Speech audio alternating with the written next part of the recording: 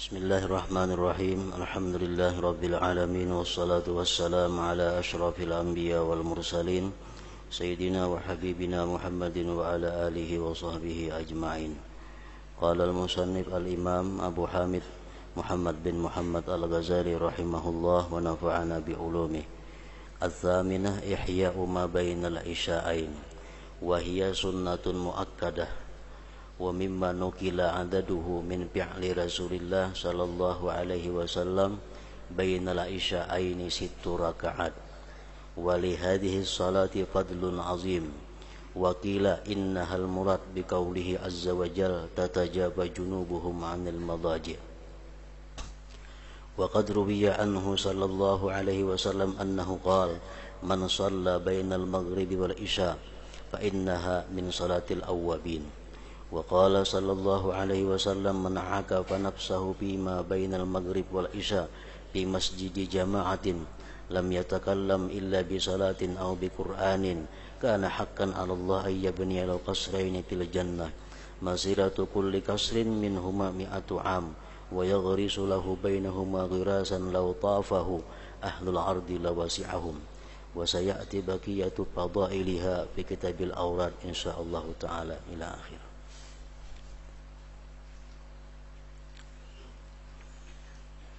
Yang kedelapan daripada yang sunat-sunat, menghidupkan waktu antara maghrib dan isya. Menghidupkan waktu antara maghrib dan isya dengan berbagai macam ibadah.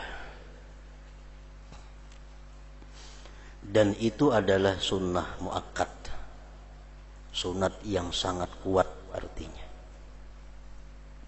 Termasuk perbuatan Rasulullah sallallahu alaihi wasallam menghidupkan waktu antara maghrib isya. Yang dinukil jumlah rakaatnya, salat yang di antara maghrib dan isya adalah 6 rakaat. 2 rakaat salam, 2 rakaat salam, 2 rakaat salam.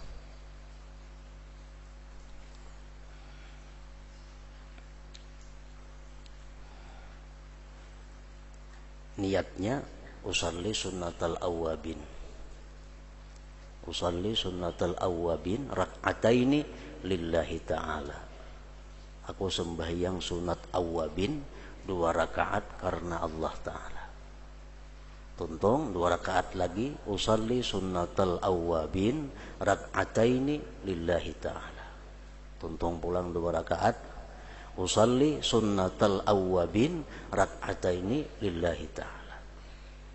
Bacaannya cukup Fatihah lawan qul ya rakaat pertama, kedua Fatihah dan qul huwallahu ahad.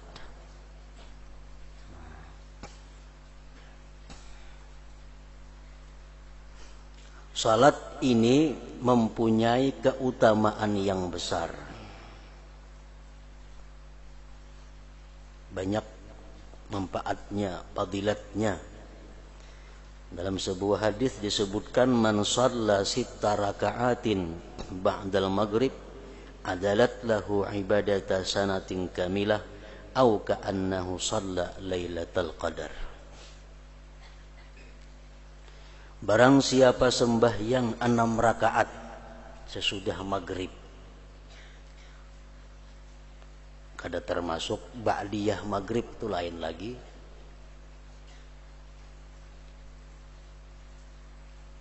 Sembahyang 6 rakaat sunat awwabin adalat lahu ibadata sanatin kamilah, menyamai bagi dia ibadah 1 tahun sempurna.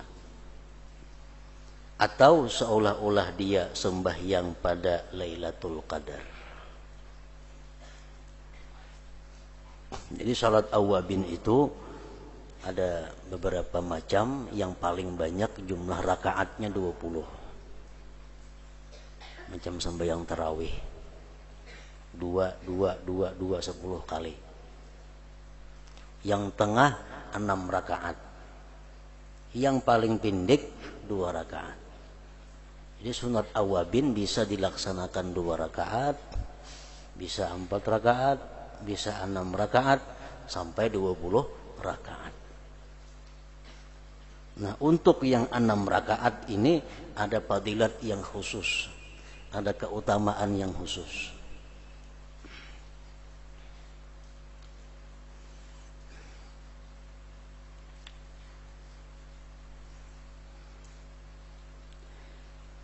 Dan ada yang mengatakan bahwa salat itulah yang dimaksud dengan firman Allah Azza wa Jal, tatajafa junubuhum 'anil madaji'. Artinya lambung mereka jauh dari tempat tidurnya. Yaitu orang yang sembahyang 6 rakaat tadi.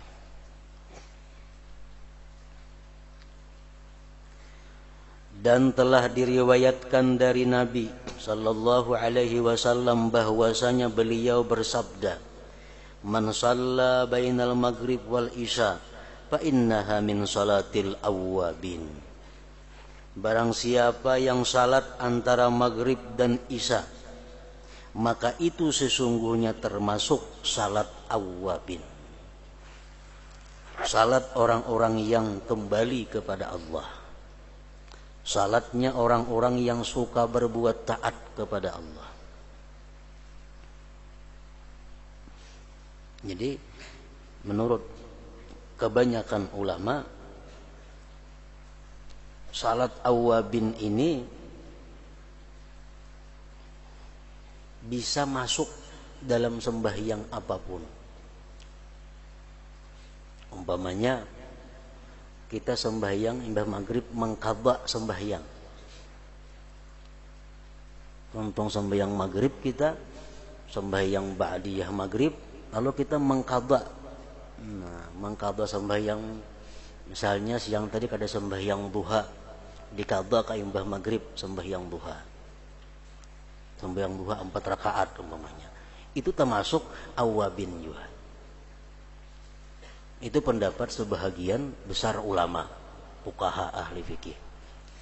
Umpamanya kita qabliyah asar siang tadi kada tagawi, diandak ka imbah maghrib mengqadhanya, itu ngarannya sembahyang awwabin juga. Menurut Imam Ibnu Hajar Al-Haytami, sembahyang awwabin itu kada bisa demikian, mesti diniatkan. Usalli sunnatal awwabin. Nah, itu maka. Jadi sembahyang qadaan atau sembahyang sunat-sunat yang lain yang kita laksanakan antara maghrib isya itu bukan sembahyang awwabin kalau niatnya bukan awwabin. Jadi menurut Ibnu Hajar Al-Haytami mesti diniatkan usalli sunnatal awwabin, rakataini lillahi ta'ala. Nah, hanya sunat awwabin ngarannya.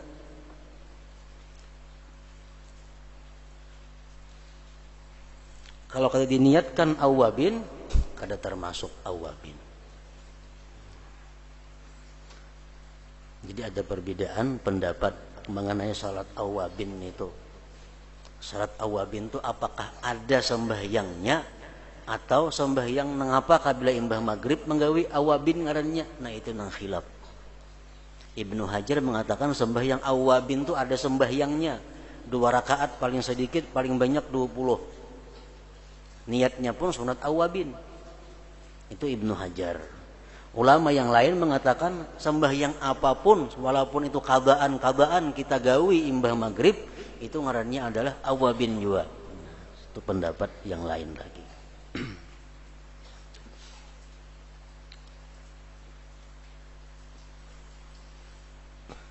Nah, mereka mengambil ini hadis Nabi, barang siapa yang salat antara maghrib dan isya, maka itu sesungguhnya termasuk salat awwabin. Sembahyang napakah?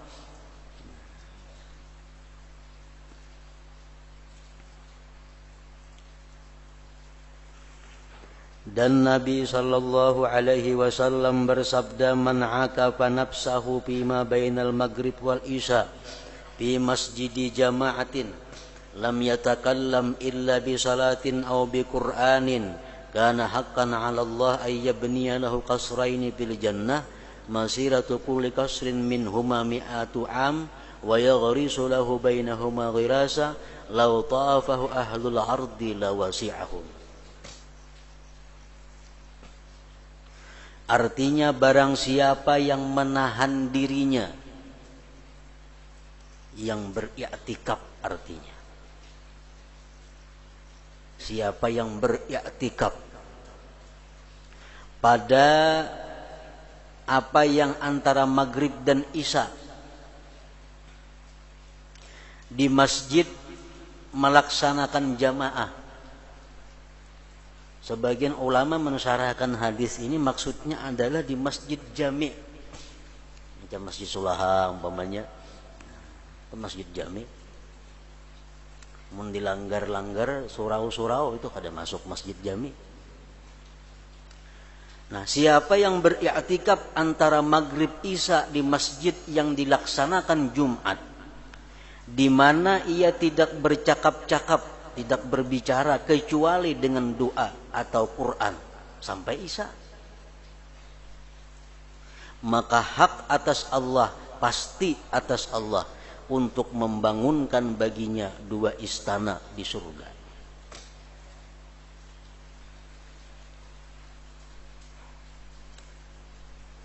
Perjalanan masing-masing istana itu 100 tahun. Istana sini ke istana sana 100 tahun hanya sampai. Jakanya dijalani dengan jalan dunia ini. Kayak apa generalnya istananya, memang kita berkeliling 100 tahun hanya sampai ke sebuahnya. Dan Allah menanam tanaman untuknya di antara keduanya istana tadi, yang seandainya penduduk bumi mengelilinginya niscaya memuat mereka itu.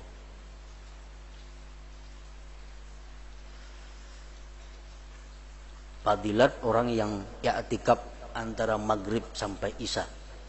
Tapi i'tikafnya bacaan Quran, hadis, bacaan salawat, zikir, tasbih, kada bercakap-cakap duniawi.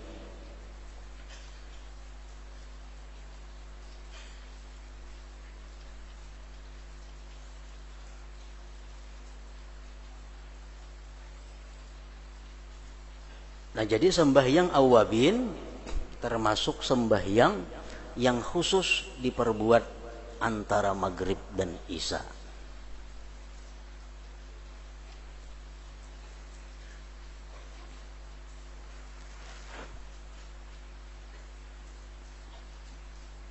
Jadi amalan-amalan antara maghrib isya ada yang khusus. Bila kita amalkan antara maghrib isya, kita akan mendapat fadilat yang besar. Kalau di waktu lain, kita akan dapat fadilat juga, cuma kada sebesar kalau kita mengamalkan antara maghrib dan isya. Sembahyang awabin. Mbah itu lagi membaca tabarak dan alif lam mim tanzil as-sajdah. Rasulullah bersabda, man qara'a tabarakalladzi biyadihil mulku wa alif lam tanzil as-sajdah bainal maghrib wal isya faka'annama qama lailatul qadar. Siapa yang membaca surat tabarak dan alif lam tanzil sajadah antara maghrib dan isya, maka seolah-olah dia beribadah pada malam qadar, seolah-olah dia beribadah pada Lailatul Qadar. Artinya apa? Dapat ganjaran sama seperti orang yang beribadah di malam qadar, yaitu malam yang lebih baik daripada 1000 bulan. Itu fadilat yang lebih daripada sekedar fadilat yang dimiliki surah Tabarak. Kan Tabarak itu fadilatnya membantu kita untuk menghadapi fitnah kubur. Gunanya membaca tabarak itu untuk membantu kita menghadapi fitnah kubur, menghadapi munkar nakir dan sebagainya. Surah tabarak. Membaca mbah maghrib kah, mbah isya kah, tengah malam kah, parak subuh kah, kada jadi masalah.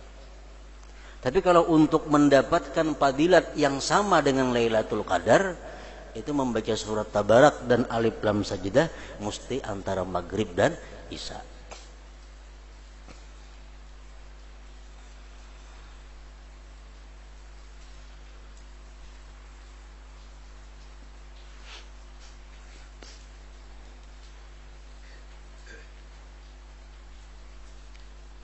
dan akan datang setinggal dari keutamaan-keutamaannya di dalam Kitabul Aurat insyaallah taala.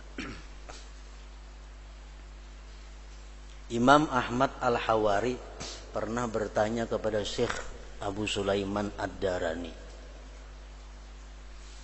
Ujar sidin, wahai Syekh, mana baiknya orang itu puasa seharianan, puasa sunat. Puasa sunat. Kemudian dia habis maghrib makan minum kan, habis maghrib. Lawan orang itu kada puasa, tapi ini antara maghrib isya itu beribadah, mana ganalnya pahalanya? Abu Sulaiman Ad-Darani mengatakan lebih besar pahala menghidupkan waktu maghrib antara maghrib isya itu daripada puasa sunat seharianan itu.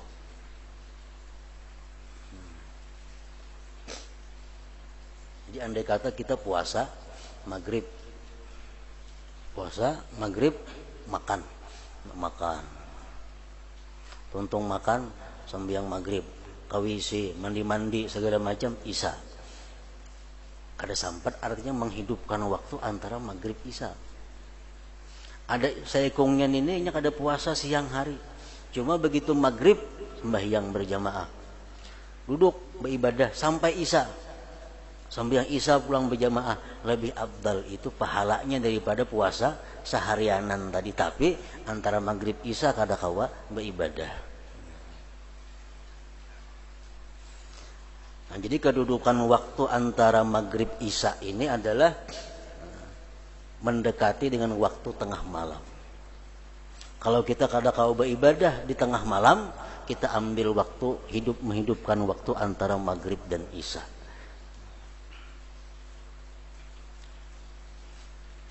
Pasal salat tahiyatul masjid. Salat tahiyatul masjid itu 2 rakaat dan lebih. 4 rakaat kah? 6 rakaat kata salah. Tahiyatul masjid sekurang-kurangnya 2 rakaat. Adalah sunat muakkad, sunat yang sangat dianjurkan. Sehingga salat itu tidak gugur meskipun imam sedang mengkhutbah pada hari Jumat, serta kuatnya kewajiban mendengarkan kepada khatib. Mendengar khatib hukumnya wajib. Hukumnya wajib. Terutama orang 40 itu dulu. Kalau kita masuk masjid, kita masih dituntut untuk sembahyang tahiyatul masjid. Kalah mendengarkan khutbah itu. Padahal kan di situ kita mendengarkan khutbah disuruh. Tapi kalau kita masuk masjid, khatib sedang berkhutbah, apakah kita langsung duduk mendengar khutbah atau tahiyatul masjid dahulu? Tahiyatul masjid dahulu. Daripada kuatnya anjuran sembahyang tahiyatul masjid itu.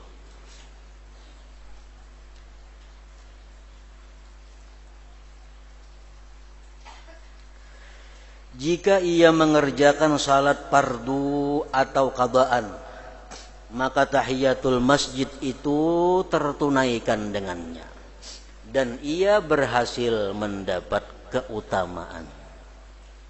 Masuk masjid langsung sembahyang duha, masuk masjid langsung mengqadha sembahyang zuhur umpamanya. Nah, itu takurung termasuk sudah tahiyatul masjid di situ. Kecuali tahiyatul masjid yang dinazarkan, nah itu kada masuk. Tahiyatul masjid yang dinazarkan, aku bernazar bila mana ini aku hendak sembahyang tahiyatul masjid.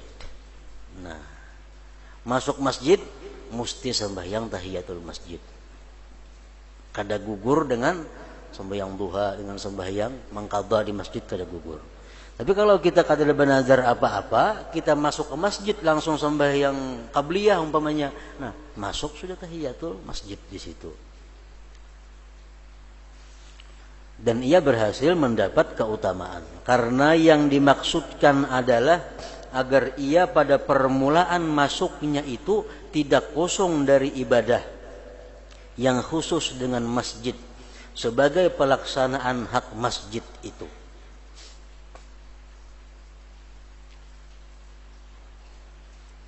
Karena yang dimaksudkan adalah agar ia pada permulaan masuknya itu tidak kosong dari ibadah yang khusus dengan masjid. Masjid dibina untuk apa? Lis-shalah, untuk sembahyang. Fungsi masjid utama itu adalah untuk sembahyang. Sehingga amal ibadah apapun yang dilakukan di masjid bila mengganggu sembahyang, hukumnya haram. Kenapa? Karena fungsi masjid utama itu adalah untuk salat. Nah, kita masuk masjid, kita mesti menunaikan hak masjid. Ibadah khusus untuk masjid apa? Salat. Nah, jadi salat tahiyatul masjid. Oleh karena itu makruh masuk masjid tanpa wudu. Ini menurut Imam Al-Ghazali. Oleh karena itu makruh masuk masjid tanpa wudu. Kenapa? Karena kadang-kala menghormati masjid. Kadang-kala sembahyang tahiyatul masjid. Jika ia masuk masjid karena liwat atau duduk, maka hendaklah ia mengucapkan subhanallah walhamdulillah wala ilaha illallah wallahu akbar. Artinya maha suci Allah, segala puji bagi Allah, dan tidak ada Tuhan selain Allah, dan maha besar Allah. Ia mengucapkannya sebanyak 4 kali. Misal kita masuk masjid, hendak sembahyang tahiyatul masjid, katiya bahadas, ada boleh sembahyang. Nah, untuk menutupi itu baca 4 kali subhanallah walhamdulillah wala ilaha illallah wallahu akbar. Dikatakan bahwasanya itu mengucap 4 kali tadi membandingi 2 rakaat pada keutamaannya.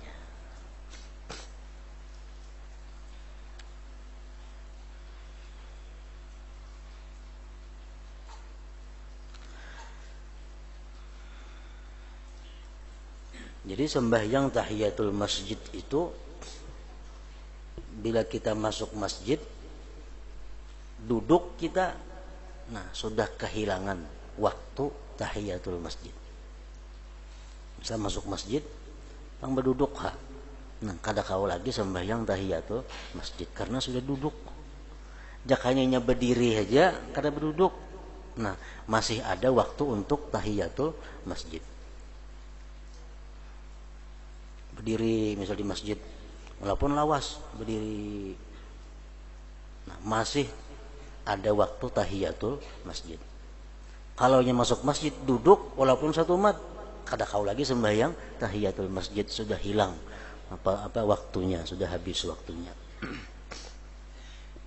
Nah oleh karena itu kita biasa hari Jumat datang ke masjid pas orang azan, orang bang,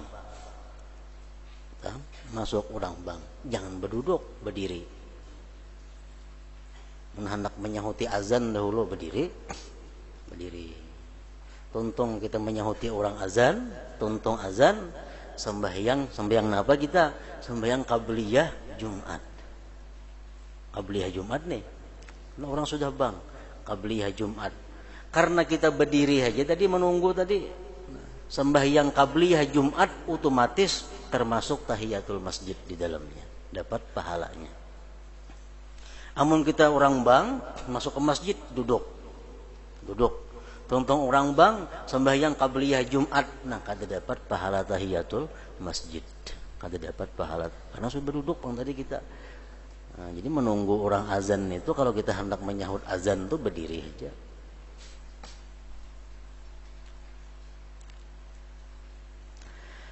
Menurut madhab Asy-Syafi'i rahimahullah, bahwasanya tahiyatul masjid itu tidak dimakruhkan pada waktu-waktu karahiyah, makruh mengerjakan salat, yaitu sesudah salat asar, sesudah salat subuh, waktu tergelincir matahari, waktu terbit matahari, dan waktu terbenam matahari. Tahiyatul masjid tetap dituntut. Masuk ke masjid pukul 12. sembahyang tahiyatul masjid. Sampai yang lain kada boleh nih tuh. Kenapa? Karena matahari parahatan tergelincir. Matahari tenggelam kada boleh sembahyang. Matahari terbit kada boleh sembahyang. Imba asar kada boleh sembahyang sunat. Imba subuh kada boleh sembahyang sunat. Tapi kalau kita masuk masjid walaupun imba asar tetap dituntut tahiyatul masjid. Masuk masjid imba sembahyang subuh tetap tahiyatul masjid.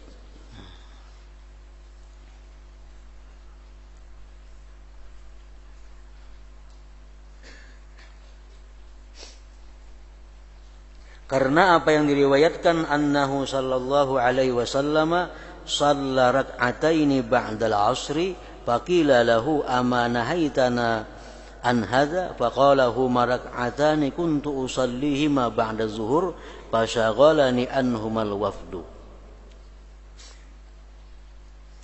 Artinya bahwasanya Nabi sallallahu alaihi wasallam salat 2 rakaat sesudah salat asar. Imba sembahyang asar Nabi sembahyang 2 rakaat sunat. Lalu ditanyakan kepada beliau, tidakkah engkau melarang kami dari ini? Maka pian melarang kami sembahyang sunat imba asar. Napa pian sembahyang imba asar? Beliau bersabda, kedua rakaat itu adalah 2 rakaat yang selalu saya kerjakan setelah zuhur. Lalu utusan dari negara lain menyibukkan saya dari 2 rakaat itu. Jar Nabi 2 rakaat mengimbah asar itu adalah 2 rakaat mengqadha ba'diyah zuhur nang kada sempat tagawi. Imbah sembahyang zuhur Nabi kita kada tangan tamu. Kada tangan tamu otomatis ba'diyah zuhur kada sempat diperbuat sidin. Imbah sembahyang asar sidin qadha ba'diyah zuhur tadi. Jadi boleh aja artinya kita mengqadha sembahyang sesudah asar itu.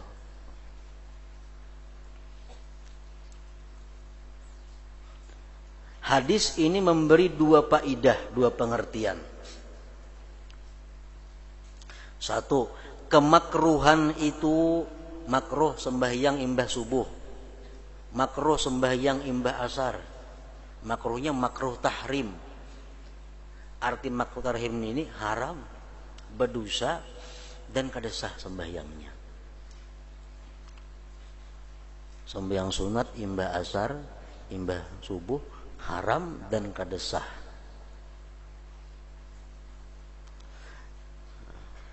Kemakruhan itu terbatas pada salat yang tidak mempunyai sebab.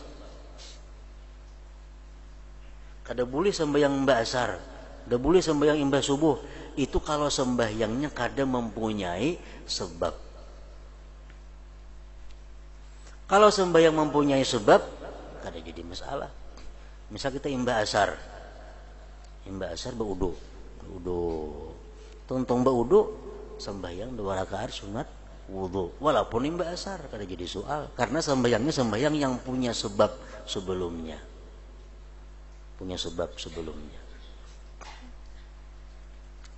Kemakruhan itu terbatas pada salat yang tidak mempunyai sebab. Termasuk sebab yang paling lemah adalah mengqadha salat sunat. Kada sembahyang duha tadi aur. Kada sembahyang duha. Imbah asar hanya ada waktu puang. Mengqadha sembahyang duha kada jadi masalah.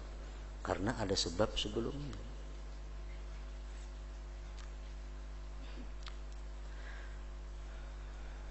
Termasuk sebab yang paling lemah adalah mengqadha salat sunat. Karena para ulama berbeda pendapat mengenai apakah salat sunat itu diqadha.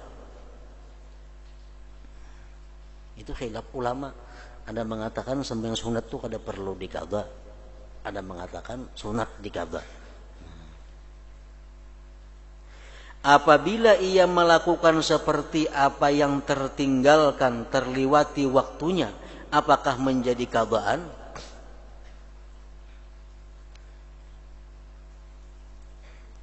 Menjadi qadhaan yang terliwati waktunya. Apabila kemakruhan itu hilang dengan sebab yang paling lemah, maka lebih pantas kemakruhan itu hilang dengan masuk masjid, karena masuk masjid adalah sebab yang kuat. Himba asar, sembahyang kifayah di masjid, tahiyatul masjid, kada jadi masalah karena ada sebabnya, masuk masjid sebabnya. Lalu sembahyang tahiyatul masjid.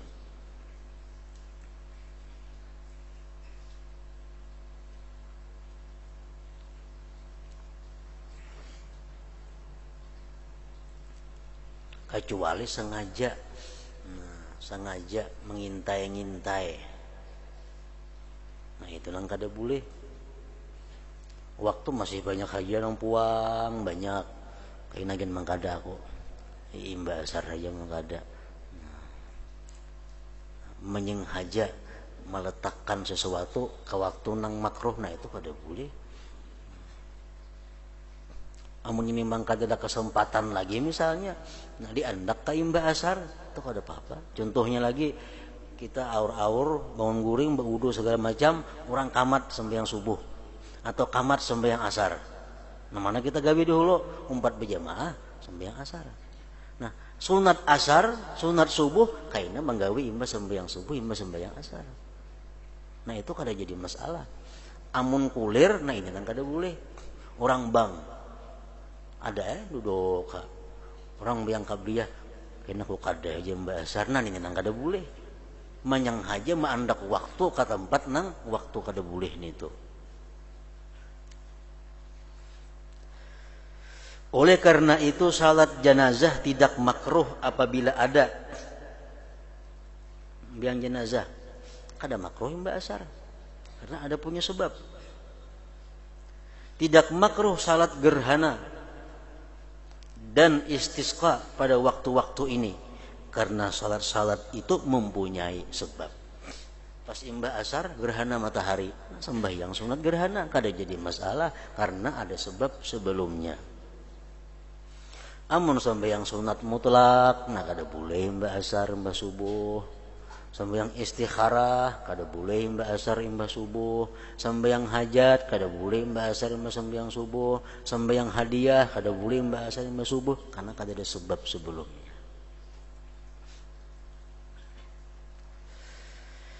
Nah hadis tadi yang kedua, mengqadha salat sunat.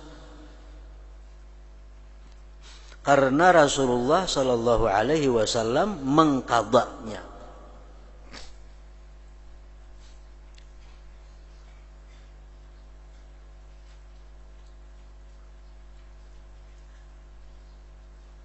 Nabi kita mengqadha sembahyang ba'diyah zuhur karena kesibukan, karena ada tamu, karena ada apa, kada talaksana sembahyang ba'diyah zuhur sigin qadha imbah asar. Berarti Nabi kita mau mengqadha sembahyang sunat. Kalau sembahyang sunat ini kita disuruh mengqadha, apalagi sembahyang fardu. Mengqadha salat sunat karena Rasulullah sallallahu alaihi wasallam mengqadhanya. Dan kita mempunyai teladan yang baik pada beliau. Dan Aisyah radhiyallahu anha berkata, kana Rasulullah sallallahu alaihi wasallam idza ghalabahu naumun aw maradun falam yakum tilkal lailata shalla min awwalin nahar 12 raka'atan. Artinya Rasulullah sallallahu alaihi wasallam apabila terkalahkan oleh tidur, artinya taguringan atau sakit, dan beliau tidak mendirikan malam itu, malam sering taguringan, begitu bangun sudah subuh, atau sering malam sedang sakit kada kau beribadah, maka beliau salat 12 rakaat dari awal siang.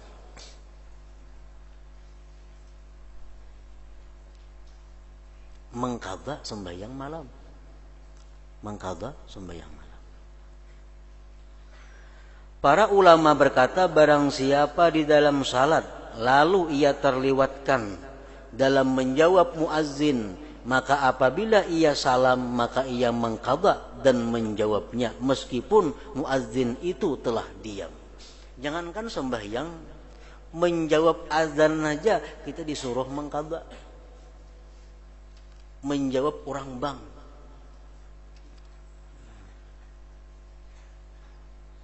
Misalnya rahatan kita masuk masjid sembahyang tahiyatul masjid. Begitu Allahu Akbar tahiyatul masjid, bang orang bang. Kada kamu menjawab karena kita sembahyang tahiyatul masjid, sembahyang. Tontong tahiyatul masjid, tontong orang bang juga. Nah, mengqadha menjawab itu masih disunatkan. Mengqadha menjawab muadzin itu masih disunatkan. Apalagi mengqadha sembahyang yang ketinggalan maginnya. Sekarang tidak ada artinya perkataan orang yang mengatakan sesungguhnya hal itu seperti yang pertama dan ia tidak mengqadha. Perkataan seperti itu kada perlu dipakai, kada perlu diperhatikan. Ada pendapat yang mengatakan bahwa seorang yang kada sembahyang kada perlu mengqadha lagi aja. Nabi pun mengqadha sembahyang. Karena seandainya hal itu demikian, amunnya mengqadha tuh kada ada aturannya. Mun mengqadha tuh kada disuruh, niscaya Rasulullah SAW tidak mengerjakan salat itu dalam waktu karahah, dalam waktu makruh. Nah, sini mengqadha ba'diyah zuhur imba asar pada waktu makruh. Jika yang mengqadha tuh kada sini mengqadha bang. Jadi kesimpulannya bahwa mengqadha itu adalah sesuatu yang memang dari Rasulullah sallallahu alaihi wasallam. Baik mengqadha sembahyang wajib, baik mengqadha sembahyang sunat, baik mengqadha wirid-wirid yang lainnya. Memang bagi orang yang mempunyai wirid, misal sudah terbiasa membaca asar, membaca ratib, maghrib membaca macam-macam bacaan, Mbak Isa membaca ini, Mbak Juhur membaca ini, Mbak Subuh membaca ini, sudah jadi wirid hariannya. Mbak Subuh ratibul atas misalnya, Mbak Asar ratibul atas, atau ratibul haddad sebagainya. Lalu ada uzur yang menghalanginya, satu hari kada tabaca wirid-wirid itu, maka sayogianya ia tidak meringankan bagi dirinya sendiri untuk meninggalkannya, tetapi ia perdapati pada waktu lain. Disuruh kita membayar mengqadhanya. Selain Mbah Maghrib sudah terbiasa membaca sab'un munjiat, membaca 7 surah itu Yasin, Tabarak, Waqiah dan sebagainya, 7 surah. Sudah wirid Mbah Maghrib membaca itu. Pada hari ini karena kesibukan apa kada terbaca 7 surah. Nah, kayaknya Mbak Isa atau isuk siang dibayar. Sehingga dirinya tidak condong untuk meninggalkan dan meringankan. Memperdapatinya itu baik sebagai jalan memerangi nafsu. Dan karena bahwasanya Nabi SAW bersabda, ahabbul a'mal ilallah adwamuha wa in qalla. Artinya amal yang paling disukai kepada Allah Ta'ala adalah amal yang paling kekal terus menerus meskipun sedikit. Namun kita ada kesibukan prai, belanja lapang gawi, ada kesibukan prai, nah itu Allah kada suka. Allah suka amalan itu yang terus menerus, yang rutin walaupun sedikit. Nah supaya kita jangan keluar daripada dawam, daripada rutin, bila kita kada baca dibayar di waktu yang lain, diqadha. Dengannya dimaksudkan agar seseorang itu tidak terputus dalam terus-menerus beramal. Aisyah radhiyallahu anha meriwayatkan dari Nabi sallallahu alaihi wasallam bahwasanya beliau bersabda, man abadallaha azza wa jalla bi'ibadatin thumma tarakaha malalatan maqatahu Allah azza wa jalla. Artinya barang siapa yang menyembah Allah azza wa jalla dengan satu ibadah rutin, Mbah Maghrib membaca sab'un munjiat, Mbah Maghrib sab'un munjiat,